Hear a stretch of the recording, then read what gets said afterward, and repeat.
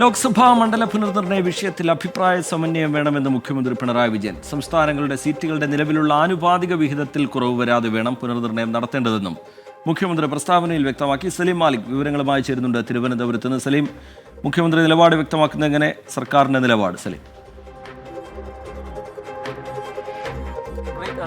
നേരത്തെ തന്നെ ഇതുമായി ബന്ധപ്പെട്ടുള്ള വിഷയത്തിൽ മുഖ്യമന്ത്രി ഇക്കാര്യത്തിൽ മറ്റ് സംസ്ഥാനങ്ങളോട് സമാനമായ അഭിപ്രായമുള്ള സംസ്ഥാനങ്ങളോട് സഹകരിച്ച് പോകാം എന്ന നില എടുത്തിരുന്നു. അതിന് പിന്നാലെയാണ് ഒരു ഔദ്യോഗിക പ്രസ്താവന കൂടി ഇപ്പോൾ മുഖ്യമന്ത്രിയുടെ ഭാഗത്തു നിന്ന് ഉണ്ടാകുന്നത്. ആ പ്രസ്താവനയിൽ മുഖ്യമന്ത്രി പറയുന്നത് ഇങ്ങനെയാണ്: ഈ ലോക്സഭാ മണ്ഡല പുനർനിർണയവുമായി ബന്ധപ്പെട്ടുള്ള വിഷയത്തിൽ തീരുമാനമെടുക്കുമ്പോൾ അതിലൊരു അഭിപ്രായ സമന്വയം വരണം. ജനസംഖ്യാ നിയന്ത്രണം ഉൾപ്പെടെ കാര്യക്ഷമമായി നടപ്പിലാക്കിയ, നല്ല രീതിയിൽ നടപ്പിലാക്കിയ സംസ്ഥാനങ്ങളോട് ഏതെങ്കിലും തരത്തിലുള്ള പ്രതികാര നടപടി ഉണ്ടാകുന്ന നിലയിലാകരുത് ആ പുനർനിർണയം എന്ന് പറയുന്നുണ്ട്. ഒരു സംസ്ഥാനത്തിൻ്റെയും സീറ്റുകളുടെ ആനുപാതിക വിഹിതത്തിൽ കുറവ് വരാതെ വേണം ആ മണ്ഡല പുനർനിർണയം നടത്താൻ എന്നുള്ളത് പറയുന്നുണ്ട്.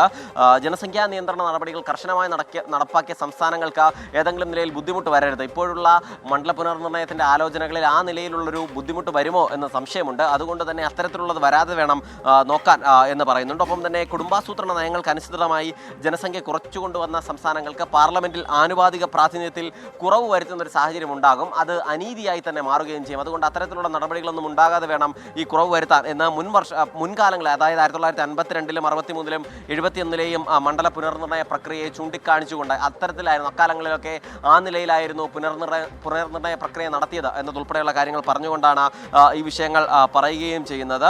നേരത്തെ തമിഴ്നാടുമായി ഉൾപ്പെടെ ഈ വിഷയത്തിൽ സഹകരിച്ചു പോകാൻ മുഖ്യമന്ത്രി തീരുമാനിക്കുകയും ചെയ്തിരുന്നു. റിജിത്ത്.